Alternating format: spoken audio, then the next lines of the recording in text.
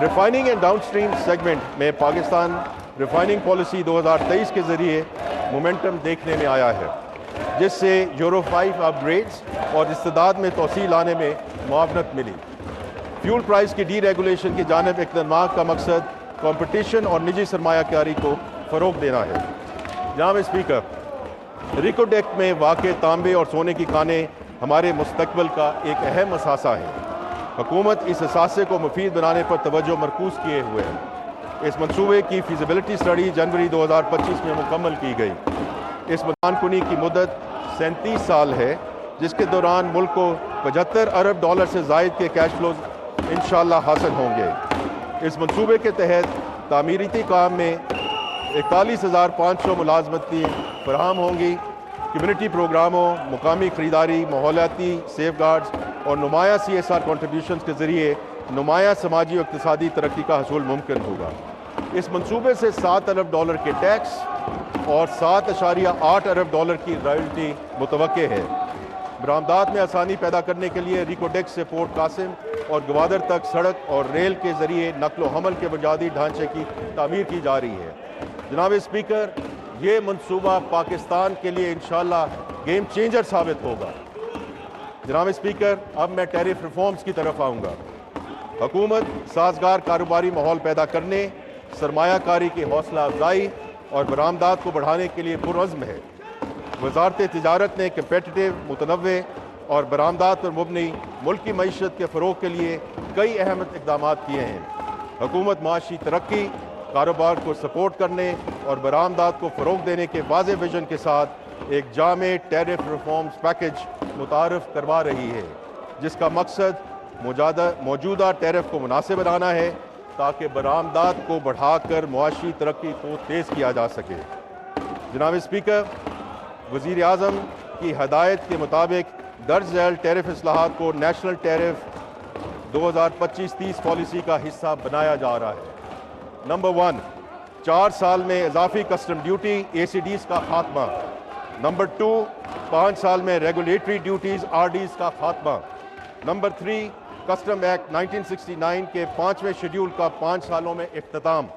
Number 4، کل 4 custom duty slabs 0%، 5%، 10% اور 15%۔ اور نمبر 5، زیادہ سے زیادہ کسٹم ڈیوٹی کی حد 15%۔ ان ٹیرف اصلاحات کو مرحلہ وار لاگو کیا جائے گا تاکہ کاروبار کسی خلل کے بغیر اس تبدیلی کے ساتھ ایڈجسٹ کر سکے اور ان کی راہ میں آنے والی رکاوٹوں کو کم سے کم کیا جا سکے۔ معیشت کے تقریباً تمام شعبے ان اصلاحات سے مستفید ہوں گے، جن میں فارماسیوٹیکل، IT اور ٹیلی کام، ٹیکسٹائل، انجینئرنگ وغیرہ شامل ہیں۔ ورلڈ بینک کے مطابق ان اصلاحات کے کامیاب نفاذ کے بعد پاکستان کے اوسط ٹیرف خطے میں سب سے کم ہو جائیں گے اور ہم ویتنام اور انڈونیشیا جیسے ممالک کی صف میں شامل ہو جائیں گے۔ ہمیں یقین ہے کہ ان اصلاحات کے مثبت نتائج برآمد ہوں گے اور یہ ملک کی اقتصادی ترقی میں اہم کردار ادا کریں گے۔ جناب اسپیکر، میں اب امپرومنٹ ان ڈیٹ مینجمنٹ کی طرف جانا چاہتا ہوں۔ پچھلی 2 دہائیوں سے ہماری معیشت قرضوں میں جکڑی ہوئی ہے۔ مالیاتی نظم و نسق کو بہتر بنانے سے ہماری معیشت کے تناسب سے قرضوں کے حجم میں کمی آئی ہے۔ آج سے 2 سال قبل ہماری ڈیٹ ٹو GDP ریشو تقریباً 74% تھی، جو کہ اب 70% سے بھی نیچے آ گئی ہے، جسے ہم آگے چل کر انشاءاللہ مزید کم کریں گے۔ اس ضمن میں اہم کامیابیاں ملی ہیں۔ پاکستان کے پہلے ڈیٹ بائی پروگرام کے تحت 1000 ارب کے قرض بائی بیک کیے گئے۔ ایک فعال ری فنانسنگ پروگرام کے تحت مارک اپ میں ریکارڈ 850 ارب روپے سے زائد کی بچت کی گئی۔ قرضوں کی ایوریج ٹائم ٹو میچورٹی میں 66% اضافہ کیا گیا، جس سے ہمارا ری فنانسنگ رسک کم ہوا اور مالیاتی استحکام میں اضافہ ہوا۔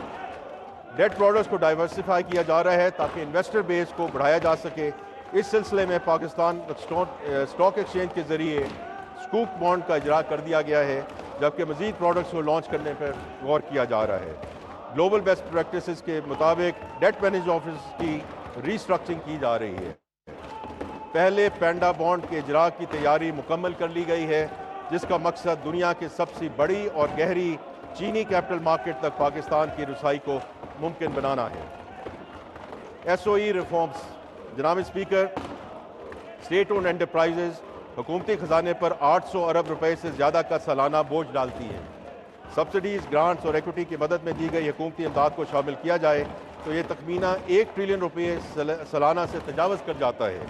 یہی وجہ ہے کہ SOE ریفارمز مالیاتی نظم و ضبط کے لیے انتہائی اہم ہیں۔ حکومت نے SOEs کے حوالے سے کئی اہم اقدامات کیے ہیں۔ SOE ریفارمز کا ایک اہم ستون ان کی مختلف کیٹیگریز میں تقسیم ہے، جس کے ذریعے ان کی مستقبل کی سمت یعنی پرائیویٹائزیشن، ریسٹرکچرنگ یا پرائیویٹ پبلک پارٹنرشپ ماڈل کا تعین کیا جاتا ہے۔ کابینہ کی ایک کمیٹی کے ذریعے اس کیٹیگرائزیشن کو مکمل کر لیا گیا ہے۔ پرائیویٹائزیشن پہ جناب اسپیکر، عوامی شعبے کی کارکردگی کو بہتر بنانے، مالی بوجھ کو کم کرنے اور سرمایہ کاری کو فروغ دینے کے لیے حکومت ایک جدید اور متحرک نجکاری حکمت عملی پر عمل پیرا ہے۔ یہ حکمت عملی نان اسینشل سرکاری اداروں کی شفاف اور مؤثر نجکاری پر مرکوز ہے تاکہ مختلف شعبوں بالخصوص توانائی اور مالیاتی شعبے مسابقت، کارکردگی اور نجی سرمایہ کاری کو فروغ دیا جا سکے۔ مالی سال 2025-26 میں ہمارا ہدف ہے کہ ہم PIA اور روزویلٹ ہوٹل جیسی اہم ٹرانزیکشنز مکمل کریں اور ڈسکوز اینڈ جینکوز جیسی کلیدی احساسوں کو نجکاری کے لیے پالیسی اور ضابطہ جاتی اصلاحات کو آگے بڑھائیں۔ سب سے اہم بات یہ ہے کہ ہم نجکاری کو صرف ایک مالی اقدام نہیں بلکہ پاکستان کی سرمایہ منڈیوں کو وسعت اور گہرائی دینے کا ایک ذریعہ سمجھتے ہیں۔ منظم پبلک لسٹنگ اور آفرز کے ذریعے ہمارا مقصد یہ ہے کہ سرکاری اثاثوں کو اسٹاک مارکیٹ میں شامل کیا جائے تاکہ مارکیٹ میں شفافیت بڑھے، سرمایہ کاروں کی شرکت ممکن ہو اور عوام کی معیشت میں شمولیت کو فروغ دیا جا سکے۔ I would now want to talk about the right sizing of the federal government. جناب اسپیکر، ہم نے وفاقی منظم اور جدید بنانے کے اقدام کا آغاز کیا ہے۔ یہ اہم اور بنیادی اصلاحات اس اصول پر مبنی ہے کہ حکومت عوامی سہولیات کی فراہمی کے لیے ٹیکس دہندگان پر کم سے کم بوجھ ڈالے، حکومتی اسٹرکچر میں انوویٹو آئیڈیاز کے لیے سازگار ماحول دستیاب ہو اور حکومتی کاروباری معاملات میں حصہ نہ بنے بلکہ جو میں بار بار کہتا رہتا ہوں اور وزیر اعظم صاحب بھی یہی کہتے ہیں، the private sector should lead the country۔ اب تک کابینہ نے 10 وزارتوں کی رائٹ سائزنگ کے منصوبوں کی منظوری دے دی ہے جو عمل درآمد کے مرحلے میں ہیں۔ 6 ڈویژنز کو ضم کر کے 3 بنا دی گئی ہیں۔ 45 کمپنیوں اور اداروں کو پریویٹائز، ضم یا وائنڈ اپ کیا جا رہا ہے۔ تقریباً 40,000 ویکنٹ پوزیشنز کو ختم کر دیا گیا ہے۔ اگلی 10 وزارتوں کے لیے رائٹ سائزنگ کی سفارشات کو حتمی شکل دی جا چکی ہے، جبکہ مزید 8 وزارتوں کے حوالے سے تجاویز زیر غور ہے۔ پینشن ریفارمز جناب اسپیکر، پینشن ریٹائرڈ ملازمین کا بنیادی حق ہے۔ پچھلی کچھ دہائیوں میں پینشن اسکیم میں ایگزیکٹو آرڈرز کے ذریعے تبدیلی کی گئی جس کی وجہ سے سرکاری خزانے پر بوجھ پڑا۔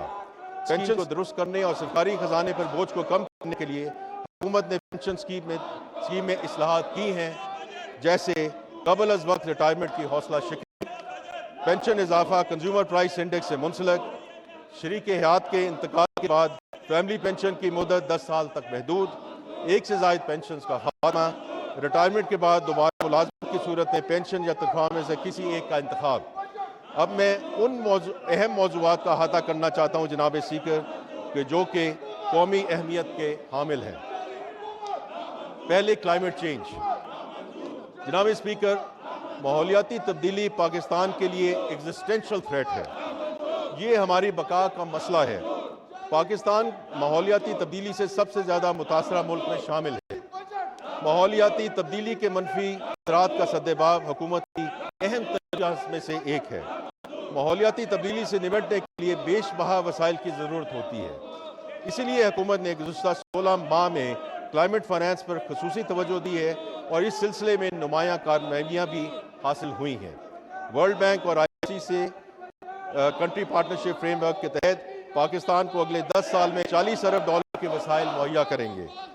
ماحولیاتی تبدیلی سے نمٹنا اس فریم ورک کی اہم ترجیح ہے۔ اسی طرح 1 سال کی انت تک محنت کے بعد IMF نے پاکستان کو 1.4 ارب ڈالر کی ریزیلینس اینڈ سسٹینیبلٹی فیسلٹی فراہم کی ہے۔ حکومت پاکستان نے پہلے گرین سکوپ کا بھی اجرا کیا ہے جس کے ذریعے ماحولیاتی تبدیلی سے متعلق منصوبوں کے لیے مقامی مارکیٹ سے وسائل کی فراہمی ممکن ہوئی ہے۔ ان وسائل کے دستیابی بھی پاکستان کو ماحولیاتی تبدیلی سے محفوظ بنانے میں انشاءاللہ مددگار ثابت ہوگی۔ میں اب سوشل پروٹیکشن اور بے نظیر انکم سپورٹ پروگرام کا ذکر کرنا چاہوں گا۔ جناب اسپیکر، ہماری حکومت ایک جامع اور مؤثر سماجی تحفظ کے نظام کے ذریعے معاشرے کے کمزور ترین طبقات کے تحفظ کے لیے پرعزم ہے۔ جاری مالی سال 2024-25 کے دوران بے نظیر انکم سپورٹ پروگرام نے کم آمدنی والے خاندانوں کو معاشی مشکلات سے بچانے میں اہم کردار ادا کیا۔ 592 ارب روپے کے مختلف فنڈ میں سے ایک کثیر رقم کے ذریعے 99 لاکھ مستحق خاندانوں کو غیر مشروط نقد امداد فراہم کی گئی۔ اس کے علاوہ 1 کروڑ 16 لاکھ بچوں کو تعلیمی وظائف کے ضرور میں مالی معاونت فراہم کی گئی۔ BISP کے نشو و نما پروگرام کے تحت 15 لاکھ لیکٹیٹنگ اینڈ پریگننٹ مدرز کو اور ان کے 16 لاکھ بچوں کو نقد امداد اور غذائیت پر مبنی خصوصی خوراک فراہم کی گئی۔ مالی شمولیت کے فروغ کے لیے سال بھر میں 2,50,000 مستحقین کو فائنینشیل لٹریسی کی تربیت دی گئی۔ انفارمیشن ٹیکنالوجی، جناب اسپیکر، IT کا شعبہ اپنی برآمدات کی صلاحیت کی وجہ سے ملکی معیشت کا ایک انتہائی اہم حصہ بن چکا ہے۔ ڈیجیٹل گورننس اور سائبر سیکیورٹی کے حوالے سے پاکستان کی خدمات کا بین الاقوامی سطح پر اعتراف کیا گیا ہے۔ Global cyber security index 2024، UNE government index اور ICT ڈیولپ انڈیکس میں پاکستان کی بڑھتی ہوئی رینکنگ ملک کے IT شعبے کی ترقی کا منہ بولتا ثبوت ہے۔ رواں مالی سال کے دوران پاکستان کی ICT برآمدات میں متاثر کن اضافہ ریکارڈ کیا گیا۔ سال کے 10 مہینوں میں یہ ایکسپورٹ 3.1 ارب ڈالر تک پہنچ گئی، جو پچھلے سال کی نسبت 21.2% زیادہ ہے۔ یہ نمایاں اضافہ حکومتی پالیسی کے نتیجے میں ہوا۔ اگلے مالی سال میں بھی اس شعبے میں ترقی کا سفر جاری رکھا جائے گا۔ اگلے 5 سالوں میں ICT ایکسپورٹس کو 25 ارب ڈالر تک بڑھانا کی منصوبہ بندی کر لی ہے۔ SMEs اینڈ افورڈیبل ہاؤسنگ، جناب اسپیکر، SMEs ہماری معیشت کی خوشحالی کے لیے ریڑھ کی ہڈی کی حیثیت رکھتی ہے۔ یہی وجہ ہے کہ وزیر پاکستان نے SMEs کے فروغ پر خصوصی توجہ دی ہے۔ اس سلسلے میں وزیر اعظم نے ایک اسٹیئرنگ کمیٹی تشکیل دی ہے تاکہ تمام سرکاری اداروں کی مربوط کوششوں سے اس شعبے کو فروغ دیا جا سکے۔ SMEDA نے 2024 سے لے کر 27 تک کے لیے 3 سالہ کاروباری منصوبہ تیار کیا ہے، جس کے اہم اجزاء میں SME فائنینسنگ میں اضافہ، برآمدات کا فروغ، صنعتوں کے مابین روابط، خواتین کی کاروباری شراکت اور موسمیاتی تبدیلیوں کے اثرات سے تحفظ شامل ہے۔ ایک بڑی کامیابی SME رسک کوریج اسکیم ہے، جس کے تحت مئی 2025 تک 95,000 سے زیادہ SMEs کو 311 ارب سے زیادہ زائد کی مالی معاونت فراہم کی گئی۔ اس کے نتیجے میں کل SME فائنانس 471 ارب روپے سے بڑھ کر 641 ارب روپیہ ہو گیا ہے، جبکہ مستفید ہونے والے کاروباروں کی تعداد 1,74,000 سے بڑھ کر 2,62,000 تک پہنچ گئی ہے۔ حکومت کا عزم ہے کہ انشاءاللہ 2028 تک SME فائنانس کو 1,100 ارب روپے تک بڑھایا جائے اور مستفید کاروباروں کی تعداد 7,50,000 تک پہنچائی جائے۔ اسٹیٹ بینک آف پاکستان بینکوں، فن ٹیک اداروں اور دیگر اسٹیک ہولڈرز کے ساتھ مل کر SME فائنانس کے نظام کو بہتر بنانے کے لیے سرگرم ہے، اور حال ہی میں SME فائنانس سے متعلق نظر ثانی شدہ ضوابط عوامی مشاورت کے لیے جاری کیے گئے ہیں۔ ان ضوابط کا مقصد بینک کو زیادہ لچک دینا، قرضے کے حصول کا عمل آسان بنانا، ٹیکنالوجی کے استعمال کو فروغ دینا اور ضمانت کی شرائط کو نرم کرنا ہے۔